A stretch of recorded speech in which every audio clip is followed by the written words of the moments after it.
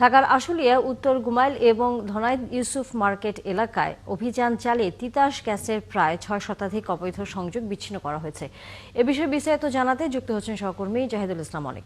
অনেক অভিযানে অবৈধ সংযোগের সাথে কারা জড়িত, কাউকে আটক করা বা জরিমানা হয়েছে কিনা।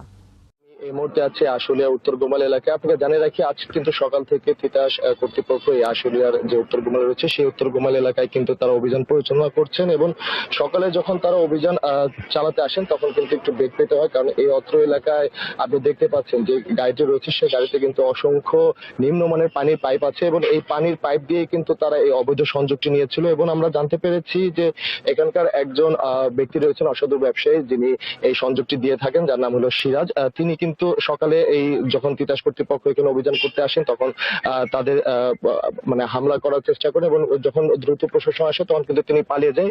এখন পর্যন্ত কিন্তু এই বিষয়ে কেউ এখনো আটক হয়নি, কিন্তু তিতাস কর্তৃপক্ষের সাথে কথা বলে আমরা যেটি জানতে পেরেছি, তারা এখানে যারা এদের সাথে জড়িত তাদের কিন্তু দ্রুত তারা একটি আইনের আওতায় আনবে এরকম কিন্তু জানিয়েছেন। এবং আমি আপনাকে জানিয়ে রাখি যে আজ কিন্তু সকাল থেকে প্রায় মোট ৩ কিলোমিটার জুড়ে মোট ৬০০টি বাসাবাড়ি কিন্তু অবৈধ গ্যাস সংযোগ কিন্তু বিচ্ছিন্ন করেছে তিতাস কর্তৃপক্ষ। আমি একটু কথা বলবো এখানকার আশুলিয়া জোনাল অফিসের যিনি ব্যবস্থাপক আছেন খাদিমুল, তার সাথে। আচ্ছা, আপনি কতগুলো অভিযান করলেন এবং অভিযানে কি কি পেলেন আপনারা? আমরা এই জোনাল বিক্রয় অফিস আশুলিয়ার আওতাধীন উত্তর গোমালি এলাকায় প্রায় 3টি স্পটে 3 কিলোমিটার ব্যাপী আমরা উচ্ছেদ অভিযান পরিচালনা করেছি। এতে প্রায় ৬ শতাধিক বাসাবাড়ির আমরা গ্যাস লাইন উচ্ছেদ করতে সমর্থ হয়েছি। এখানে আমরা দেখলাম যে পাইপগুলো ব্যবহার হয়েছে, এগুলো কিসের পাইপ? হ্যাঁ, এখানে যারা ম্যাক্সিমামই পাইপগুলো হচ্ছে নিম্নমানের প্লাস্টিক পাইপ, যেগুলো পানির ক্ষেত্রে ব্যবহার করা হয়, গ্যাসের ক্ষেত্রে একদমই এটা হার্মফুল।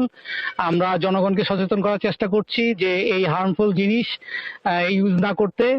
এভাবে অবৈধভাবে গ্যাস ইউজ করা আইনত দণ্ডনীয় অপরাধ এবং তাদেরকে কিছু আমরা তথ্যপত্র সংগ্রহ করে এরা যারা সংযোগের সাথে সম্পৃক্ত তাদেরকে আইনের আওতায় আনার চেষ্টা করতেছি। যেমনটি শুনছিলেন, কিন্তু তিতাস কর্তৃপক্ষ বলছিলেন যে তাদের খুব দ্রুত সময়ের মধ্যে আইনের আওতায় আনবেন এবং আজকে কিন্তু এই নিরাপত্তার স্বার্থে কিন্তু আমরা দেখেছি যে আসলে থানার যারা পুলিশ রয়েছেন তারা কিন্তু নিরাপত্তার স্বার্থে এখানে রয়েছেন। তানিয়া, ধন্যবাদ জাহিদুল ইসলাম অনেক যুক্ত হওয়ার জন্য আমাদের সাথে। দর্শক সহকর্মী জাহিদুল ইসলাম অনেক এতক্ষণ আশুলিয়া থেকে ছিলেন।